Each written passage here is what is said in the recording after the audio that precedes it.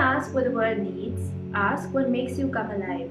Because what the world needs most is more people who come alive. Social media to me is a means to come alive, and today in this video I'm going to share with you 5 ways in which you can use social media to help you come alive as well, or if you want to put it in a different way, 5 ways to use social media smartly. If you're new to my channel, welcome. I'm Rhoda and I make videos on personal development, community and the world and our responsibility in it. And today we're going to be talking about social media. Social media, be it Facebook, Instagram, YouTube, Twitter, WhatsApp, are all mediums or platforms that help us express ourselves, that help us connect with others and be inspired. That's what I believe. But like any other good thing, it can sometimes drain you rather than add value to your life. But in this video, I want to talk about the positives of social media. We cannot deny that it's important. We cannot deny that it's relevant. We cannot deny that it can be used for good. The first thing is use social media to connect with your friends, with your family, and not just connect by just looking at their pictures or scrolling through and seeing what they're up to like a spy, but actually connecting with them by commenting, by engaging. I find that social media is very useful to understand the people I love much better, to know what they're up to, because we're all busy. We all have our own lives, and there might be times where we go a long period of time without actually talking to someone, without actually meeting someone. So having an idea of what they're up to, having an idea of what's going on in their life, what's important to them at this point of time, gives me a starting point to start conversations or to have conversations with them. I have some friends who I only engage with over social media because we're constantly sharing information that's important to us, and through that we share our thoughts, our ideas, and then we talk to each other about it because of that. If we didn't have social media, it would be very hard to keep in touch with people. Always make sure that your connections are not only on social media, that they translate into real life as well, because that's key. But I think it's a very good starting point to remain connected. I've had friends from school who I don't have their phone numbers, but they're on social media and they share like old pictures and they share something that's happening in their life, and we talk based on that, and that's beautiful, that's lovely. We can be in a different city, in a different time zone, and still stay connected with the people that matter to us. The second thing to do on social media, or the second way to use social media to help you come alive, is to connect with like-minded people. Gone are the days when your circle is only the people in your locality, and oftentimes I have found that my immediate circle or the people in my geographical location might not understand how I think, may not like what I like, may not believe in what I believe in. And social media has opened up our world to like-minded individuals. There can be somebody sitting in Iceland who thinks exactly the same as me, and I can connect with them, I can share thoughts and ideas with them, I can maybe even DM them if I am so inclined. So connect with like-minded individuals, use these platforms so that you don't feel alone in this world, so that you don't feel as if you are the odd man out, because I have spent a lot of my life feeling as if I'm the odd man out. But when I open social media and I follow people who I resonate with, I know that okay, there is someone out there who thinks like me, there is someone out there who I can learn from, who I can discuss something with. We are no longer limited, we are no longer put into a box. We can explore ourselves, we can explore our thoughts, we can learn from somebody sitting, as I said, in a completely different time zone, and we can connect with the common thing that we have. Now everything is open to us and we can find somebody like-minded very easily, and I think we should use these platforms to do that.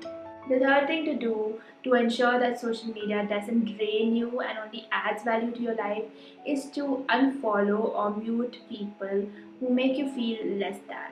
So as important as it is to be connected to friends and family, as important as it is to follow people you maybe aspire to or you want to learn from, it is also important to be self-aware and know if something is triggering you, if something is draining you, if something is depressing you. I think that self-awareness is very important. As we expose ourselves to so many people, so many lives, we need to be conscious of what the effect those lives have on us. I remember when one of my friends was going through a mourning period in their life, and they were mourning the death of a loved one, and they kept posting about like missing and death and everything. And when I kept viewing that content, I understood that that was their process of grieving, but I personally couldn't take that amount of sadness, that amount of grief. It was affecting my daily life just seeing that, because I am a very sensitive person, and seeing somebody in grief, seeing somebody express their grief makes me grieve myself. And so I had to mute that person for a period of time, just so that I'm giving them the space to do what is important to them, but also I'm letting myself, I am protecting myself from being affected by it. It doesn't mean that I don't love that person, it just means that I was affected by what they were posting and I had to mute them for a while.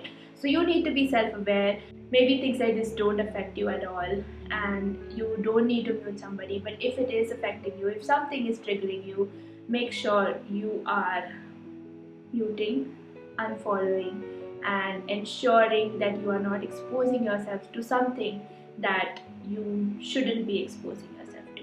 But that also doesn't mean that you unfollow people who think differently than you.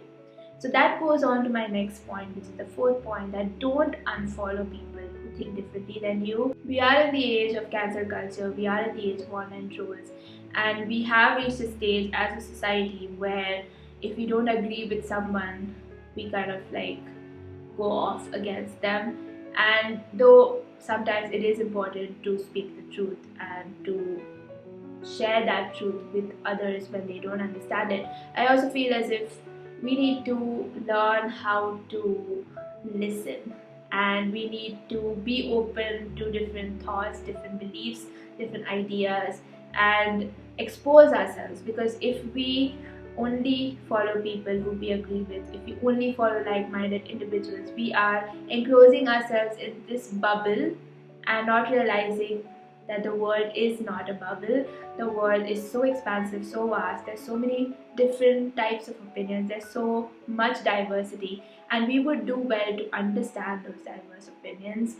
I personally do follow people who I don't agree with, sometimes even on a moral level, but I want to be there as a part of the conversation. I want to understand what they're thinking. If you are someone who likes to engage a lot on social media, have those discussions respectfully with those individuals.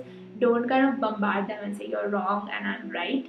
That's not a discussion, that's a verdict.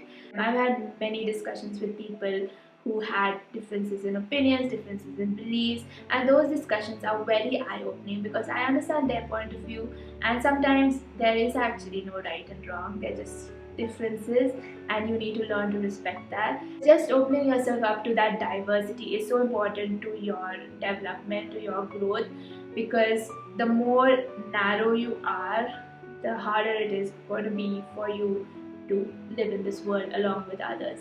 And so I believe it's very important to be open to hear all points of view, because when you hear all points of view, you also form your own opinion independently. You're able to process information, you're able to think through, and you're not just parroting what is fed to you by people who think exactly the same as you.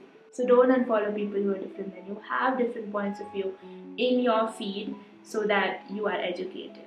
The fifth thing to do to ensure that social media is not draining you, to ensure that you are coming alive because of it, is to set boundaries, but those boundaries are very unique for you. Again, it comes down to self-awareness. You need to know what it is about social media that is draining you, what it is about social media that is giving value to your life.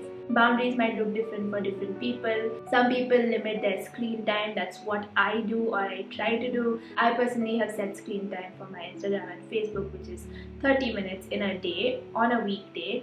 And if I cross that limit, I don't go back and scroll through Instagram and Facebook. I realized that I was spending a lot of time just mindlessly scrolling through social media without any intention, without actually taking in anything or learning anything. And so I set that screen time. Others might try to put off their notifications because you find that when you're working or doing something and you hear the notification bell or you hear the vibration, you immediately are distracted and you want to go and check what's happening. So that might be a way of setting your boundaries. There are others who also do detoxes, like social media detoxes. Some people don't use social media on the weekends, don't use their phones over the weekends.